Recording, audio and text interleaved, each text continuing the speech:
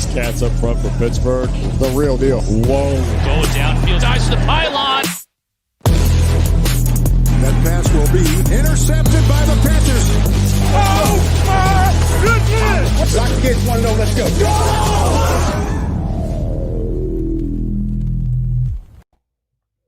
Hello, everyone. A big, enthusiastic welcome from all of us at the Pitt Alumni Association. Thank you so much for joining us today for our pregame Chalk Talk. I am Olivia Miller from the Blue and Gold Society. I am a junior studying rehabilitation sciences. I am also a student athlete on the Pitt gymnastics team and serve on the Student Athlete Advisory Committee. I am excited to be here today to introduce you to our accomplished alumni panelists and forever Pitt Panthers, Dorin Dickerson, Sam Clancy, and Lousaka Polite. First, our panel moderator, Dorin Dickerson. Dorin is a 6-year NFL vet and a frequent guest and contributor for 93.7 The Fan. He was a first-time All-America selection in 2009 and has played equally well in multiple positions on both sides of the ball. After graduating from West Allegheny High School, Dorin played in 8 games as a Pitt freshman, getting progressively more game time as the years went on and receiving All-American honors his senior year, when he had 45 receptions and 10 touchdowns. Dorin is a co-host for Hail From Home Live, Pitt's second screen program that premiered this fall. Former coach and multi-sport pro athlete panelist Sam Clancy attended Pitt on a basketball scholarship from 1977 to 1981, where he was the only 4-year starter in program history to average a double-double for a career. Drafted by the Phoenix Suns in the NBA in 1981 and the Seattle Seahawks for the NFL in 1982, Sam is one of a few athletes to be drafted by both sports, even though he never played any collegiate football. Sam helped lead Pitt to 4 winning seasons and an NCAA bid in 1981, among other accolades. He was also a member of the U.S. gold medal team during the Pan American Games and is the only University of Pittsburgh player to score over 1,000 points at 1,671 and grab over 1,000 rebounds at 1,362. He concluded his NFL career with 227 tackles, 30 sacks, and 7 fumble recoveries. He returned to Pitt to finish his BA in social sciences and now serves as the director of the Pitt Varsity Letter Club. Lousaka Polite, our third panelist, is a 9-year NFL veteran where he played for 5 teams: the Dallas Cowboys, the Chicago Bears, the Miami Dolphins, the New England Patriots, and the Atlanta Falcons. Polite became an All-Pro fullback in 2009 and had 1 Super Bowl appearance with the Patriots in 2012. A 2003 Pitt grad with a BA in psychology, Lousaka was a 4-year starter on the football team, where he became a 3-time Pitt captain in Pitt history. In the years following the NFL, Lousaka spent 2.5 years with the Miami Dolphins, where he ran programs, camps, and assemblies with thousands of the elementary and middle school students across the state. He joined the University of Pittsburgh Athletic Department in 2018 as an assistant athletic director of the Varsity Letter Club and Mentorship Program. Wow, what an accomplished group we have assembled here today. I'm excited to hear more about your experiences here at Pitt and throughout your careers. I'll turn it over to you, Dorin.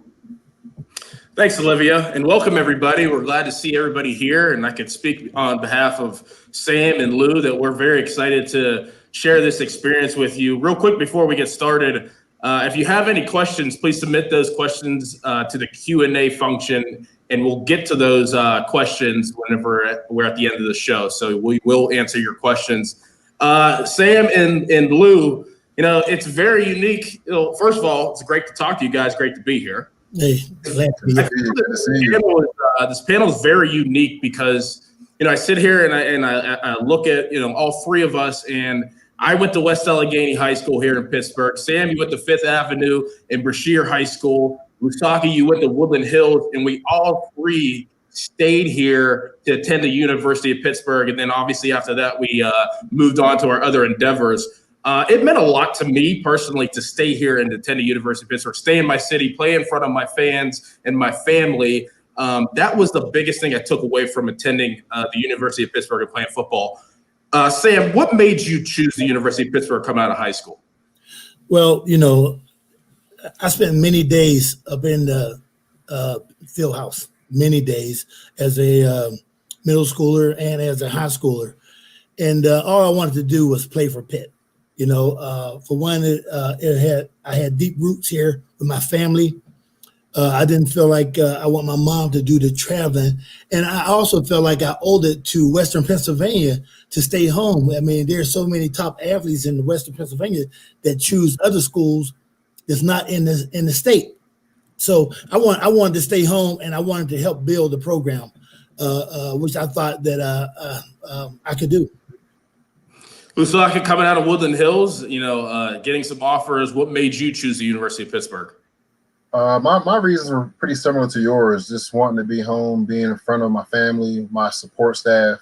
Growing up in the Woodland Hills area, it really is a village, and they really took pride in molding the young men and women of that community. So I just felt like it was a natural fit to stay home and allow them to still watch me for the next 4 or 5 years, at the college level. So it was a pretty no-brainer for me. Well, our Panthers are 3-3. They started off hot. They started off 3-0. Had some bad losses by 1 point, NC State, and then Boston College, and then last week against Miami. How do you guys see things shaking out for the Pitt Panthers this coming season? Lou, we'll start with you.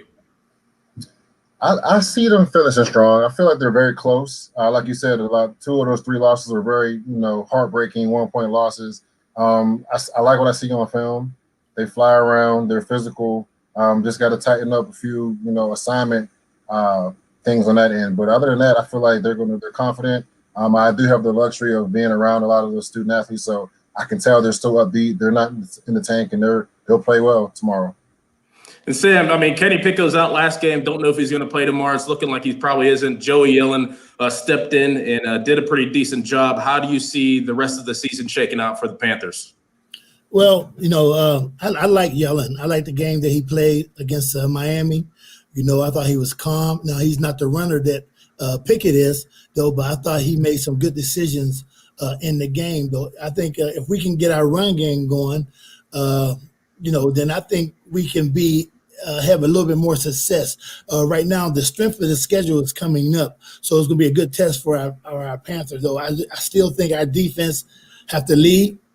Especially with Pickett being out, he was our leader, and him being out. But now it's the guys on that defense that got to lead. That front seven and in the backfield, the defensive backfield got to lead us. So I do think we can still come out here with a pretty good record. Sam, you're a former defensive line coach in the NFL, been around a lot of guys, coached a lot of good guys. Patrick Jones, he's 6'5", 260 pounds, has all the intangibles, having a great year this year. How do you see Patrick Jones faring at the next level in the NFL? Oh, I think he's going to do well. Like you said, he got all of the tangibles. He got a quick twitch. He got a knowledge for the game, which is important. And he's physical at the line of scrimmage, though. So I think he will fare well in the NFL, though. There's some things that they would sharpen up as any young guy going into the NFL. You have to work on because it's a different level, though. But I also see Weaver making an impact also. Not just Patrick, Weaver making an impact in the NFL also. These are the kind of guys that the NFL look for and love, and they're athletic. They change the direction is great, and the quick twitch, and they're physical at the point of the attack, though. So I see both of those guys really doing well at the next level. Now, Lou, you started a trend here at the University of Pittsburgh, being that physical, bruising fullback. Went from you, then went from Henry Hynoski to George Aston. But nowadays, the offenses in college football and in the NFL are getting away from the traditional fullback. How do you feel that has transpired over the last couple of years? And do you think that offenses should incorporate fullbacks a little bit more like they did back whenever you played? That's a great question. And I saw this coming even in my career before I retired. I noticed that a lot of teams weren't carrying fullbacks anymore. When I would watch college, it's the same. So the same trend. I feel like it happens in cycles right now. A lot of coordinators are into the four wides and stretching the field and having a tight end that can do a little more downfield. But at the end of the day, I'm going to always be biased to having a lead blocker because the lead blocker has the ability to clean up anything, any loose ends. Maybe somebody comes off a block up front. The fullback, I feel like, is a very paramount position. There's always the tough part is no one wants to be a fullback anymore. You know, a lot of people want the ball. A lot of people want to, kind of get a little more active in the offensive scheme. But I think you can't truly get away from it, and I can see it coming back here in the next few years. Hey, going on top of that, though, coming in this week, now I know Lou said teams are getting away from the fullback, but Notre Dame have a pretty good fullback. So we're gonna see some lead blocks, maybe some whams, or something coming this week. Oh, yeah. Now, and Notre Dame is the number 7 rushing offense in the country. And, they're 4-0. They're number 3 in the country. Ian Book, their quarterback, he's a veteran quarterback. Hasn't really thrown the ball that much this year. Has 5 touchdowns rushing. Sam, we'll start with you. You really just transitioned into that. What do you expect in today's game on Pitt side and on Notre Dame side?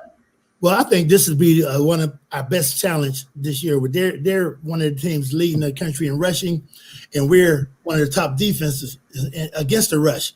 So this is going to be challenging for our front 7, along with our safeties coming up in the box, though. But I think we can win this battle here. Now Notre Dame do have 3 good running backs, and they run their counter OT as good as any team I ever seen.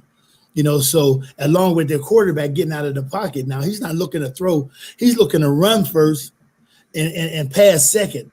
And I seen some film on him, and he is really an athletic guy. He make guys misses as he run the ball down the field, though. But I do think the challenge is with our front 7, and I think if we're disciplined, I do think we'll shut the run down. I really believe now Notre Dame have some horses up front also. So this is going to be a battle for Patrick Jones. It's going to be a battle for Rashad Weaver. All of our guys up front to see what they're really made of. If they really want to play at the next level, hey, this is what you want to do. You want to beat up on Notre Dame. Can I add to that real quick, Dorin? Just, hearing you talk about our defense, and I agree 100%, Sam. But one thing I do love is our depth. So I feel like we can get after these guys and not worry about getting tired because the next guy is just as good and will be productive. You know what I mean? So we keep rolling everybody in, and that's our true strength on our defense, that depth. Now, Lousaka, you've been in how many running back rooms throughout your career and at all levels? How do you feel about the running back by committee with Abanikanda, with Vincent Davis, A.J. Davis, Todd Sibley, and Daniel Carter? How do you feel about teams using the running back by committee? I think if you know how to do it, I think it works. I think it works well because those guys are our friends first and foremost, but they're naturally competitors. So if going into a game that you might only get X amount of carries because the next guy's waiting to get his turn, you're going to make it happen with those 5 or 6 carries you're going to get. So I'm not opposed to it, but you definitely have to know how to scheme properly so that you don't tip off the defense with any predictable tendencies, having your one guy always run screens or one guy, third and short, who's getting it. Like, you got to really mix it up. And that's a challenge to that room that everyone needs to be able to do everything, pass protect, carry the ball, catch the ball. So the more they can do, individually, the easier it is for the coordinator, Coach Whipple, to call plays and disguise things and really make it hard for the defense. Now, I have a lot of memories playing Notre Dame. I played them twice. I beat them twice. In 2008, that was a 4 overtime win that we won there with Connor Lee hitting the field goal. In 2009, we both were ranked. That was my senior year. We beat Notre Dame then. So I have some pretty good memories about Notre Dame. But like I said earlier, I went to West Allegheny High School. And those of you who know West Allegheny High School, you know who else went to West Allegheny High School, and that was Mr. Tyler Palko, who played quarterback for the University of Pittsburgh. And my favorite memory was whenever I was a junior in high school, sitting on my couch watching Pitt versus Notre Dame, and Tyler Palko had 5 touchdowns that game, had an unbelievable game, but my favorite memory is the slip up that Tyler had at the end of the game. And I remember looking at my parents and being like, did you guys just hear what Tyler said? My parents were like, yes, we just heard what Tyler said. And you know what? It doesn't shock us. But that is my favorite Notre Dame memory. Lou, you played there your junior year. You played against them at home your senior year. What's your favorite Notre Dame memory you have? It's funny you say that. Those are the two times I played against them, but my favorite memory was probably my redshirt freshman year, the last game at Pitt Stadium at home. We knew what it was about, and those seniors, took us, on their shoulders and really laid it to those guys. Just there was the ultimate college experience, having our fans rush the field and tear down the goalpost, and I mean they left the score up. You know what I mean, for like a week after the game was over. But that memory, that set the stage for me. And I knew that once I became eligible to play the next year, I wanted to contribute to that rich history of producing and making those Pitt football memories and adding to that. So, yeah. That's it. You coached against Notre Dame. What's one of your favorite memories coaching against them? Well, I got a couple of memories though. One was 1976 when Notre Dame playing Pitt Panthers, and Tony Dorsett was the first running back to bust about 200 plus yards on it. And the announcers listened to the game. The announcers really couldn't believe that this was happening to Notre Dame. They were like number 2 in the country or something like that. And Tony just ran all over. The first play of scrimmage, he bust out for 75 yards. And they didn't get in the end zone, but got down to the 10-yard line. So that's one of my greatest memories right there. And the other memory was in 2008, the 4 overtimes. Being part of the staff, I was a grad assistant then, and being part of that staff, seeing how we managed the game. I thought Dave once that put together and the staff put together a great game plan, and we managed the game. Bostic, shady right, shady left, hit you with a pass right there down the middle though. So we kept it simple for Bostic. I remember that, and we ended up going 4 overtimes. And Connor Lee, thank God, was one of the most clutch kickers I've ever seen come through here, and he was strong. He was big. Yeah, it is homecoming, and we finally are going to be able to have fans at the games. I think 5,500 fans are going to be able to attend the game tomorrow. The game will be on TV, will be on ABC, so people will actually not have to stream it and be able to watch it on TV, which is another plus. Whenever I think of homecoming games, there's not really one memory that sticks out for me, but it's the memory of every homecoming game and seeing the tradition that Pitt has, and seeing the former players that have come through Pitt, have worn the Pitt jersey, worn the Pitt colors, and are embarking on whatever they're doing now in their careers. The Mike Dickas, the Dan Marinos, the Bill Fralics. I remember warming up and just looking over and seeing those guys and being like, wow, these guys came here first. These guys are these big time figures now. And I hope that I can leave a tradition and leave my legacy just like they did. So that's my all in all really memory of homecoming. Do you guys, Lou, do you have a specific memory of homecoming?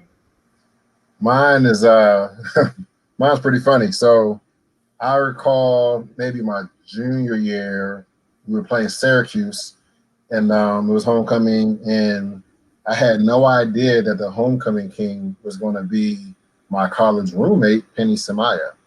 So I thought that was really cool, man, because you don't really it's our football season. We're kind of focused on the game, and you got a lot happening, but then it was cool to kind of just take back for a second and take it all in. Like, this is homecoming, and one of our guys is actually the king, and that just is a tribute to what he does on campus and the impact he has to this day. I mean, that right there, I feel like exemplified what a Pitt man is. You know what I mean? Like having Penny be that and what he is to the campus now. So that's a very personal experience, but that was my favorite memory of homecoming.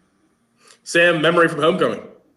Well, mine is probably since I've been back here at the university in my role right now that Lou and I are in with the Varsity Letter Club, because of and it's not just football alumni, it's all of our former student athletes. We try to get back, though.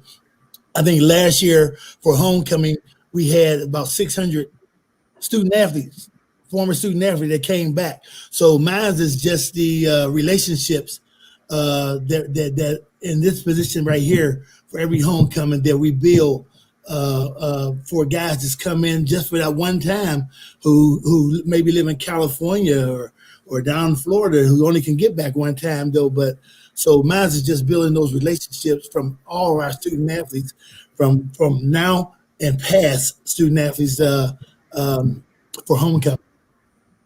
And I have a question written down here. It says, what's your favorite Pitt tradition? And going through this list earlier, I was looking, I was like, well, what is my favorite Pitt tradition?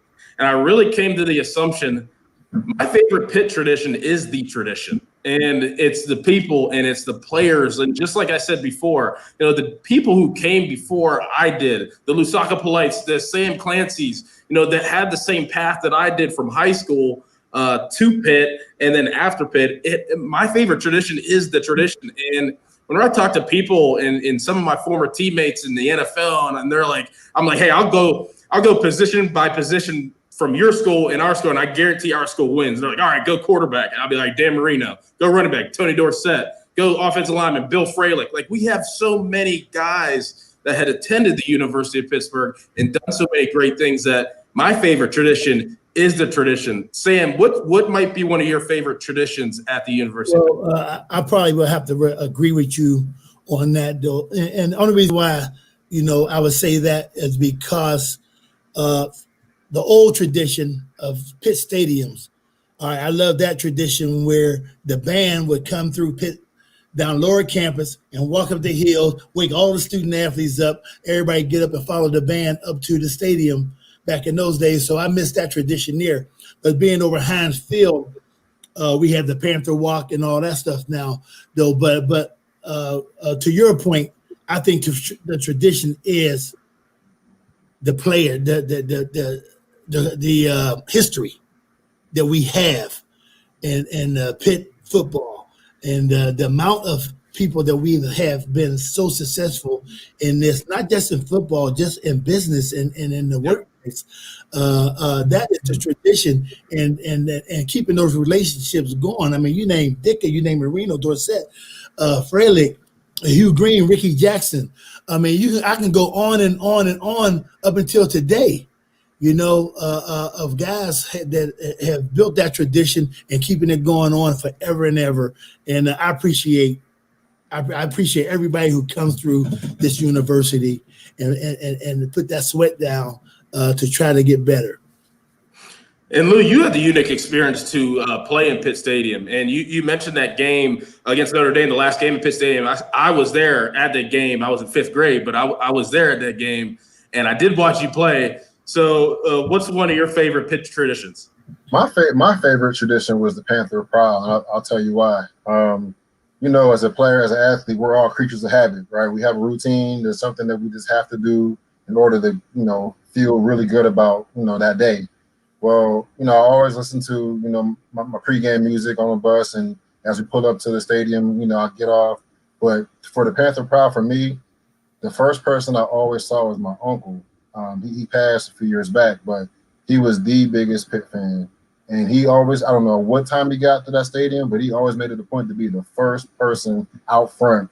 I mean, he would see Coach Harris gets off the bus, he shakes Coach Harris's hand, then he hugs me. And that was my routine. And once I got that hug, I just went into like beast mode. I knew it was going to be a good day because, just having that love of support, just like we talked about why I stayed to play in front of my family, that just set the stage for me every home game. So that Panther Prowl was my favorite tradition. Sam, did you ever see yourself being inducted into the Pitt Hall of Fame and being able to come back and work for the University of Pittsburgh? Did you ever see that happening? And really, just branching out into all these great things whenever you were a young basketball player at the University of Pittsburgh. Did you ever see this happening? Well, you always want to strive for greatness, and I try to outwork everybody on the court every time I was would lace up my sneakers, and to be inducted was the biggest honor of my Pitt career. Honestly, to have and how they did it to let me know on my birthday. I thought it was they was planning a surprise birthday party up in the Campus View Club, and then I see Heather. I said, Heather walking. I said, oh man, Heather don't have to come in here. Why she's in here?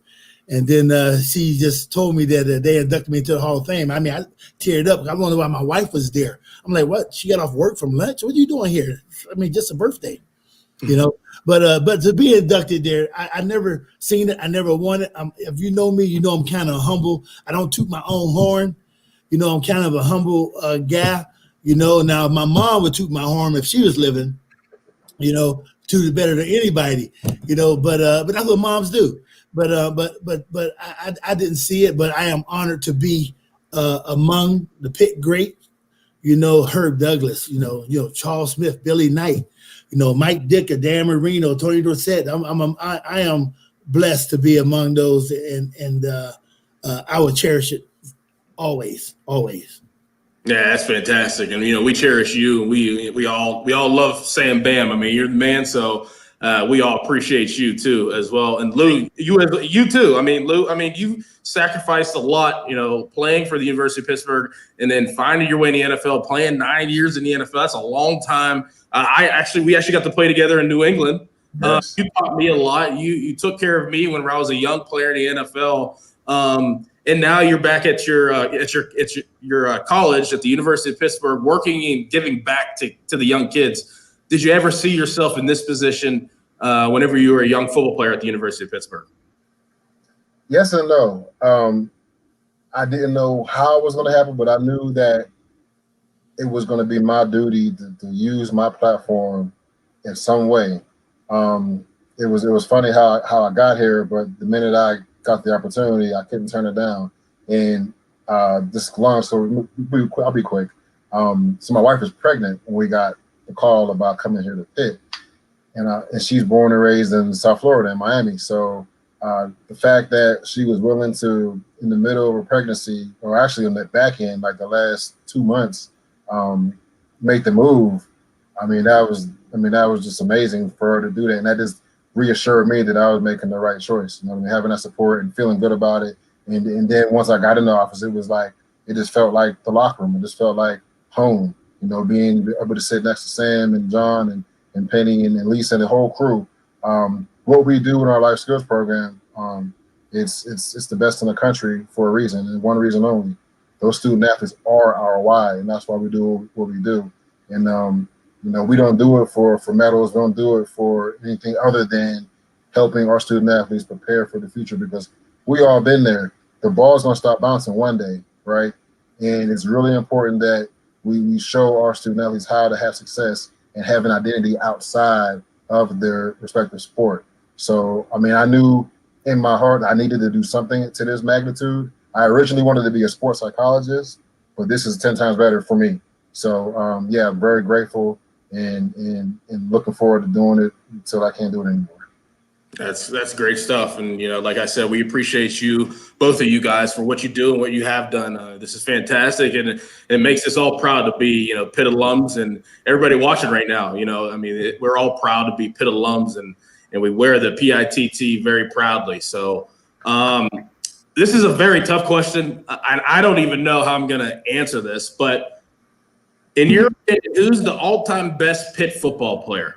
I think I'm going to go with the non-sexy answer. I'm going to go with Bill Fralick, because he was top 5 in Heisman voting as an offensive lineman. And I don't even think there may be one offensive lineman since then that has done that. How do you get voted as a Heisman Trophy winner as an offensive lineman? It's not heard of. So he did that, and he created the pancake block that it's universal now. It's in the NFL and at the youth level and college level. So in my opinion, I think Bill Fralick was a generational, transitional type talent that nobody saw at the time. I have to go with Bill Fralick as the best all-time Pitt football player. Sam, what do you think?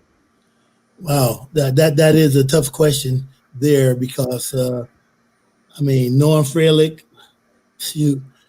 right now I would have to say I would have a couple.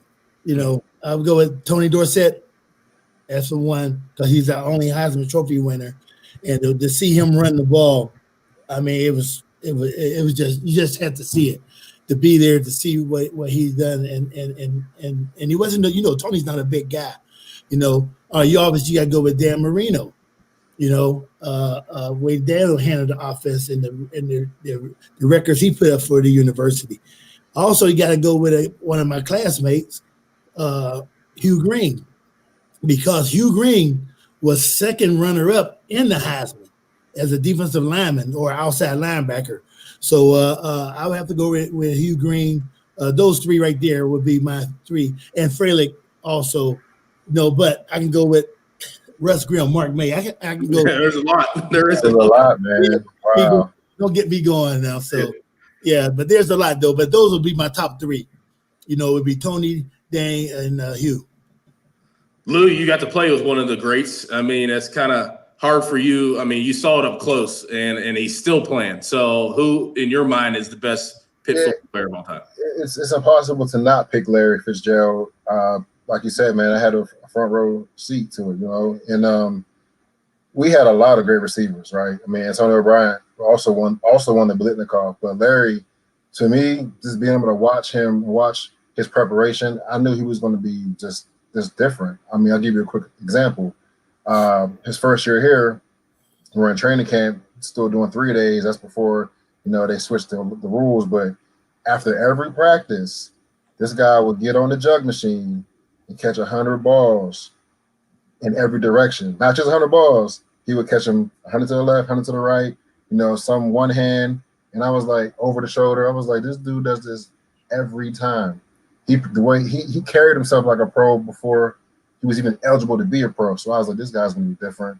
And clearly he's still playing like he's, 27, not 37. And I know why. So I got to go with Larry Fitzgerald. Yeah, I mean, Larry, and I got a chance to train with Larry when I was playing the NFL. I mean, the guy's just on another level training-wise. You could tell if you are around him and you see the way he trains, you could see why he's still playing the game, still playing at a high level. I mean, a lot of people. I'm sorry. I got one more story. Oh, yeah, go ahead. No, this is great. We want to hear Larry. We want to hear Lou and Larry's stories. We want to hear all kinds of stories. Go ahead. Listen, I'll never forget it, man. It was we were playing at Rutgers, and we were beating them pretty bad, right? And Larry, it was like 3rd and long. Larry catches this deep dig across the middle, and there's like 3 guys on him. So he catches the ball, convert. Now we got a first down, and the second day starts fighting each other. They're mad at each other because Larry caught the ball over all 3 of them. And I literally had to break up the fight. I was like, guys, why are y'all fighting, man? Like, y'all teammates. Like, cut it out. Like, just, But that right there was just like, this dude's a beast. Like, 3 guys, like, still coming down with the ball. Mm-hmm. He did the same thing against Texas A&M. Catch a big, deep bomb from Rob Rutherford over 3 guys. So it was just like, he's not normal at all. So. Yeah, and that still shows. I mean, it's fantastic what he has done. And like we were saying, I mean, a lot of big-time players come out of Pitt, even running back-wise. I mean, Curtis Martin, Hayward, LaShawn McCoy, I mean, James Conner. I mean, there's a plethora of running backs that have come out that, kind of go unnoticed sometimes because it just keeps revolving, and which is awesome. All right, Sam, I'm going to need a score prediction for you and an MVP for tomorrow's game. Oh, wow. Oh, man. Yo. Man, Pickett's not playing, but I think we're going to win. I think we're going to show up. I'm going to go with, I don't think it's going to be a high score, but I'm going to go with 24-20. Pitt. All right. Okay. My MVP tomorrow, big game. I'm going to go with my cousin Paris Ford. Oh, really? That's a good call. Big game, man. I'm telling Number 12, Diddy Bobby. Hey, he's having a good year, and he really fires up that defense. Lou, what you got? Oh, I agree. It will be a low-scoring game. I'm going to go Pitt 24. Those other guys. You call it 17. I think my MVP is going to be Alex Kessler. Oh, okay. All right. I like it. I like it. Wow. I mean, I guess I gotta give it a score. What I think Pitt's going to win. They win a game like this every year. They beat a big opponent every year, and I think it's going to be this game. Notre Dame to me is overrated. They always are overrated. I threw my offer away whenever they offered me. I don't like Notre Dame. I don't like Rudy, so I'm going to go on a tangent right now and say Pitt wins 28-14, and Pitt and Joey Yellen goes out there, has a great game. Ian Book doesn't do anything, throws a bunch of interceptions, and gets sacked by this great defense. I think that's what's going to happen. There you go. Guys, I appreciate you, and it was awesome catching up and chatting. As always, I'll see you guys around, and we'll stay in touch. And obviously, we wear this Pitt this Pitt very proudly, this badge, and I appreciate you all. Hail to Pitt. Hail to Pitt.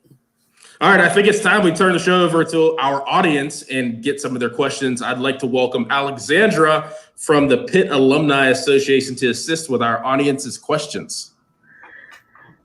Thank you, Dorin. Just a reminder, if you have any questions you'd like to ask, please submit them using the Q&A function, and we will try to get to as many as we can. And we have a few queued up, so let's dive in.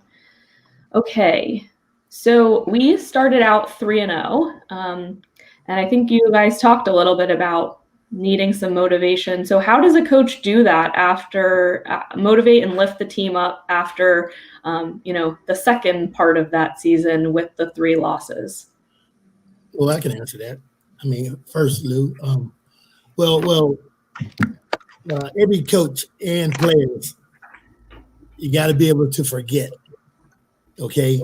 You can't think about the game that you lost the week before. I mean, you got to have a short memory, and for coaches to fire you up, for Notre Dame, a coach has to do a little bit motivation.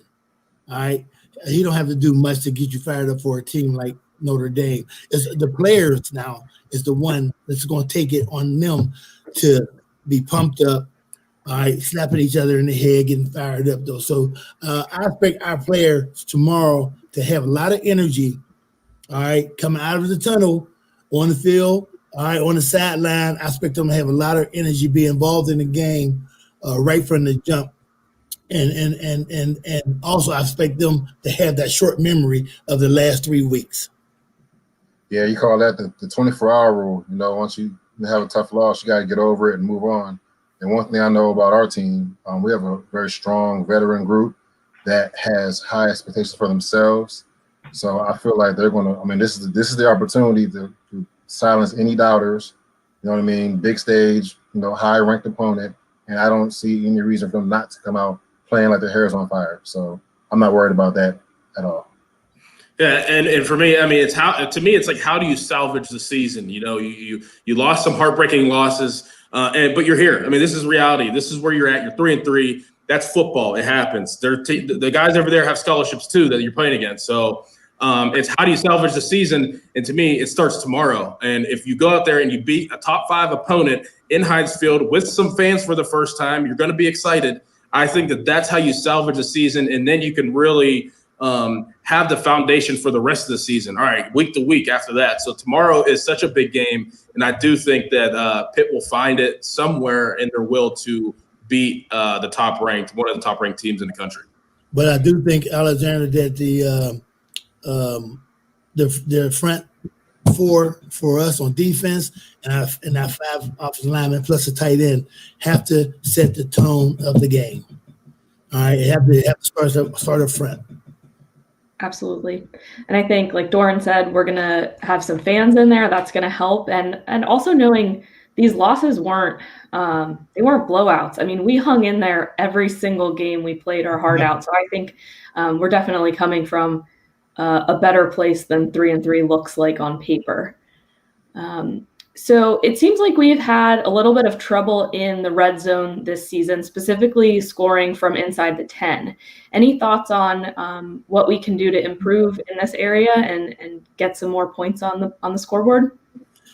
The hardest thing to do in football is the closer you get to the goal line, the harder it is to run plays because you're limited. The field is so short, right? So you don't have your entire playbook to your disposal. So that is tough. That is tough to find plays that work, but it just comes down to execution.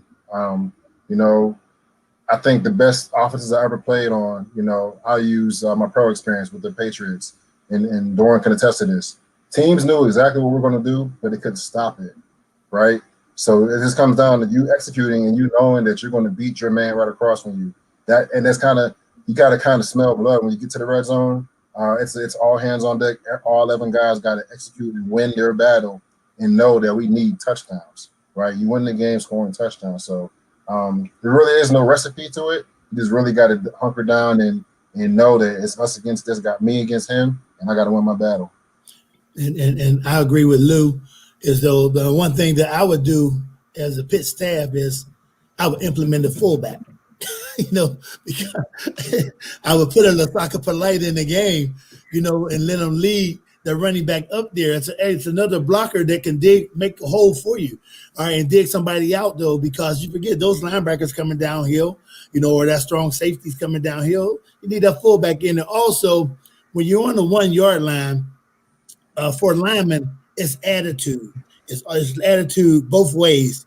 Okay, and it's like Lou said, hey, it's me one-on-one versus you. All right, I got to dig you out to score. As a defensive guy, I got to get up under you and get some penetration so my linebackers can come up here and make the play. So it's all about attitude. It really is when you get down on that 1 yard line and when you got punched in the. I'm telling you, our offensive linemen need to be like a bull.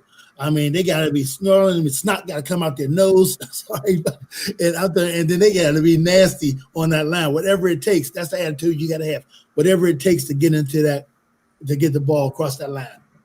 Yeah, Sam, you took the words right out of my mouth. I was going to say attitude and will. Whenever you get down there and you're offensive lineman, that's what you live for. College, and yes, that's what you go to college and play college football for. Is those times to punch your running back in the end zone, punch your quarterback in the end zone, or your receiver. And whenever you're a skilled player, that's where you make your money. That's what I would tell guys, especially NFL. If you scoring touchdowns makes you money, and especially in college, scoring touchdowns makes you money for if you want to get to the next level. You have to score touchdowns in the red zone, and if you're offensive coordinator too, that I always believed in. I think offensive coordinators, the good ones. In the young ones that are coming up, they have about 10 plays that they run that they know will work.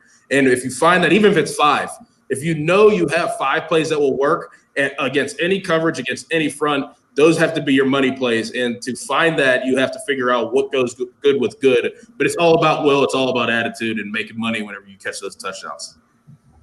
Absolutely. Okay. So this is a bit of a transition away from the game specifically, but what advice do you have for student athletes preparing to make their transition away from college athletics into the quote unquote real world? That's a good question. I could take this one.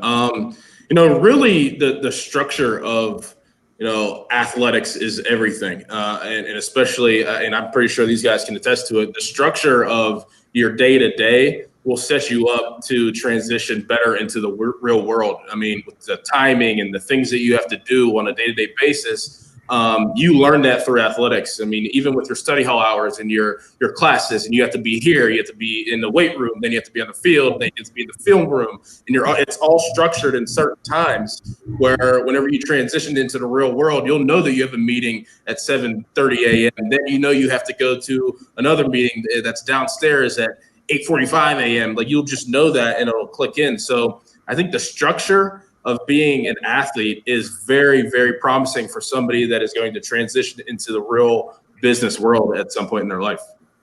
And just to add to that, you're spot on, Dorin, but find your routine. Everyone has a different way of doing things. Find out what works for you.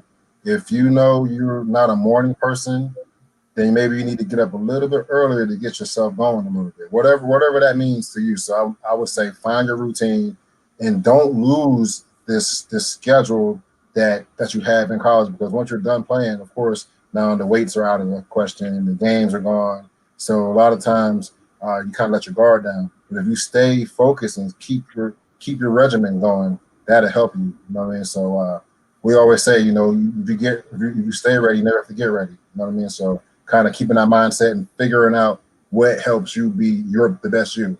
So yeah, I agree with this guys. on what they said, though.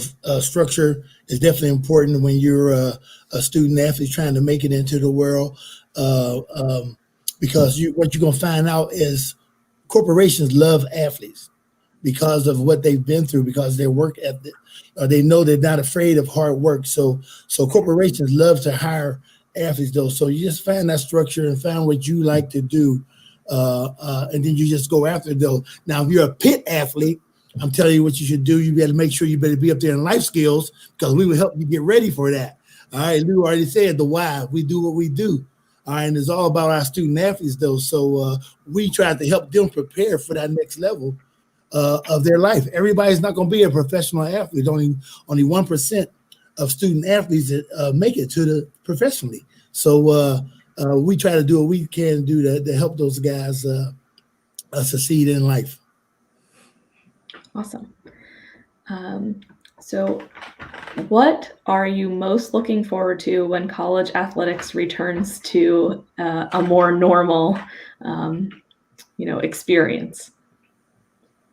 I'm looking forward to just watching our student athletes compete. Being able, it's killing me that I'm not allowed to be there in person and watch them, go after what they love to do, right? I mean, it's all sports. We have 19 sports, and I love going to see them all. So I can't wait to be back in the arenas and on the field, and just watching them get after people, because that's why they came here, right? I mean, and that's it's a special moment in their life. It doesn't last forever.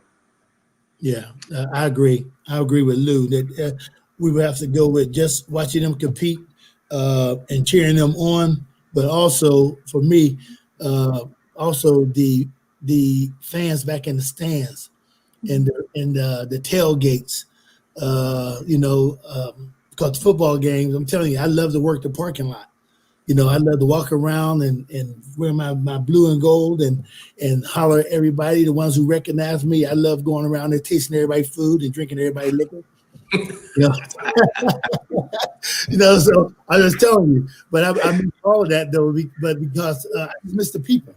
I miss the people being able to enjoy. I miss our season ticket holders who are loyal to Pitt and still got their season tickets waiting for something to open up, though. So I miss all that. I miss the people the 100 people that's on this, looking at this this webinar right now. I miss those guys who are so loyal to us. Yeah, I can just really add to that too. I mean, just the camaraderie of the fans and being around, and the excitement that gets drummed up whenever you do attend a game. I mean, look, Pitt men's soccer is #1 in the country right yeah. now. I'd like to attend a game to see them. The volleyball team's doing fantastic right now. I'd like to attend a game to see them. Basketball is about to get started back up. So being able to not, just go to football games, but go to all Pitt sports, because Pitt sports is on the rise right now. And I think they need the notoriety of it and actually the support of us. So hopefully when things do come back, we can give them that support. Absolutely. As someone who is very involved in homecoming planning, I have to agree with Sam. I miss the people very much. It's been a lot of fun this week, but it's definitely a little weird. Okay, so we have a fun question from John Pelusi. Oh, God. Clancy came through the line unblocked in the NFL. Would Lousaka be able to pass protect him, or would Sam sack his quarterback? I'm going to sack the quarterback. No. It'd be stalemate, because Lou is one of the best fullbacks I've seen. It'd be stalemate. Now I would have my work cut out. All right, going through him now. He's not most running backs don't really want to block linemen, but Lou can. I can tell you that now. So this is what I would say. If I'm playing against Sam Clancy throughout the entire week of film study, I'm going to talk to the quarterback and say, look, you don't have all day. You need to get that ball out of your hand, because if Sam does come through and I'm stuck on him, I mean, I can't make any promises. I'll get in the way. I'll hold him up for a half a second, but you better get rid of that ball. That's what I would say. All right, that's fair. I've seen him on film. I've seen Sam. That guy was, no thanks. Okay. All right, so we're going to go ahead and this is going to be our last question for today. Thank you, everyone who submitted questions, and thanks to you guys for your awesome answers. So Finally, why do you think it's important to stay connected to Pitt after graduation? Who wants to take that first? I'll take it. Because of stuff like this, to being able to share these experiences and share these stories, and you never know who you might come across that may need some help and may need that hand to help them transition into the real world, or that young athlete that is going through it. Because look, and these guys will say this too, it wasn't all sunshines and rainbows for me at Pitt. It was tough times. It was hard. There was times I wanted to quit. There was times I wanted to leave and not play football anymore. It wasn't all great. And thank goodness I did have people like Lousaka. Thank goodness I did have people like Tyler Palco and Sam Clancy to actually give me that support that I needed when I was a young person. So I think that all goes into whenever you leave Pitt, you don't really leave Pitt. You're still attached. You're still family. You're still brothers. You're still sisters. And you care for one another just as if you were still there. So it is very important to me, and I'm sure it's important to everybody on this call. Yeah, well, we up in the athletic department, we do have the saying, once a Panther, always a Panther. Once a Panther, always a forever Panther. And so that means that you're never disconnected, and I think it's great, to have those people to look up to, like Dorin said, to build those relationships. The greatest thing about my job here at the University of Pittsburgh is that I come home and I've rebuilt relationships that were gone for 27 years until it took me to come back to Pitt. So that's what's important to me. I'm in touch as a varsity layer club, director of the varsity layer club. I'm in touch with guys like Bimbo Saccone, who played in the 40s. Herb Douglas, who ran in the 40s, to today's athlete. That's what's great about this job for me. And I take it seriously. I love all of them, and I love those relationships, because I think people who go to the University of Pittsburgh are special people. I think we run the world. I really believe that. I think our people run the world, though. To me, I look down on other universities. It's just me. But that's what it is, though. It's the relationships that you build, and you never ever lose or forget, and they never forget you, especially being a local guy. Yeah.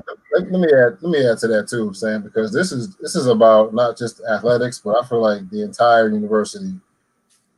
We earn that, right? Your time here at Pitt as a student first for all of us. You earn our right to walk around with pride and wear this shirt. Or I love being in airports or other states or other cities, and you don't have to know the person, but if you hear someone say "Hail to Pitt," you're looking around like, "Oh man, that's one of us." Right? That's the community. You earn that, and you should take pride in that. And every person that goes to their school, they should take pride in that. And Pitt is our home. That's our school. So I would encourage whoever's listening. I know this year is a little different, but moving forward, man, mark your calendars and find some time to get back, as often as you can, because we're doing some really exciting things here on campus. Not just with the sports, but just, looking at campus, like, oh my goodness, it's like light years ahead of what it was when I was here, and it's continuing to grow and thrive, and it's exciting to be a part of. And it's like I said, when you show somebody your resume, it says University of Pittsburgh. When you talk about this general basic introduction conversations, what's the first thing someone asks you? Oh, where'd you go to college? Or hey, where are you from? Or whatever. Like, this is a huge part of your life. You know what I mean? This sets up the next 40 years when you're from 18 to 22, going to college. So there should be some pride there, and I know I get on my soapbox. Sorry, guys. They might kick me off here in a second, but I just really believe that, if you attended here, like, you need to take pride in that. And if you can give back, please give back. Please give back, because we're doing a lot of great things, and we need everybody, right? We need everybody to be a part of it. Because you know how good of a feeling it was whenever I was playing for New England, and then they signed Lousaka. Like, I was like, oh, that's a brother to me, and we acted like that. And it was just, think about it. And Bill Belichick, one of the best coaches ever, thought that two Pitt guys could play on his team to go to a Super Bowl. that means a lot too. And, just having him around was, that's being a Pitt person. That is being a Pitt alum, and you'll cherish it forever. And we would do the same thing for anybody else on this call. If they ever need anything, we would be there too. So it's just an awesome experience to be able to attend the University of Pittsburgh whenever I did. Yeah, and I know when I was playing, though, anytime we had a University of Pittsburgh athlete on the other team, we make sure we take photos together. It was that camaraderie, man. No matter what years we were, they never was in school together, but it was that camaraderie. Me, I played with Tony Saragusa and Randy Dixon, Pitt alumni, and we kept each other going. And every time we go, then we go play Kansas City. You got Greg Meisner and Bill Moss on the team, so we take the whole group pictures though. So it's all about the camaraderie and the love and the respect that you have because that guy paved the way, for you, and you just respect the history. I keep saying the history of what Pitt have done in all sports. It happened for me as well, Sam. When I was in Chicago, my first day signing with the Bears, Ruben Brown, veteran on that team, and the first thing he does is he takes my cell phone, puts his number in, and is like, "I'm going to call you tonight." We go to dinner. He's showing me the city, anything I need. Just getting adjusted to a new city, like it was instant. And we're 20 years apart. You know what I mean? He played in the early 90s. You know what I mean? So that what you said, the brotherhood is there. And like I said, not even just with sports. Like when you wear that blue and gold, like that's forever. You should feel that way. You should feel a part of something. You know what I mean? So I'll be quiet now. So John, we talked about this. Well, I don't know about you guys, but I feel like the last 60 minutes flew by. Thank you all so much for being here, Sam, Dorin, Lousaka. This was an awesome conversation. We really appreciate you being here. Thank you for having me. Thanks for having us. This is great. Hail to Pitt. Hail to Pitt. Okay, so we hope that everyone watching at home is pumped up for tomorrow's game against Notre Dame. Just a reminder that it starts at 3:30 p.m. and can be viewed on ABC. If you are following along with the Young Alumni Secret Panther, clue number 6 is that this alumni recorded the same number of sacks in his senior years at Penn Hills High School and at Pitt. To learn what this means, check out @Pitt Young Alums on social media. Also, be sure tomorrow to get out your tailgate boxes that have made their way to your doorsteps, decorate your space, and tag us in any photos on social media. Show us how you're hailing from home. You can use #HailingFromHome or PittHC20 and find us on Instagram and Facebook. And thank you again to our wonderful panelists, our intro from Blue and Gold, Olivia, and everyone at home for tuning in this afternoon. As always, stay safe, stay healthy, and hail to Pitt.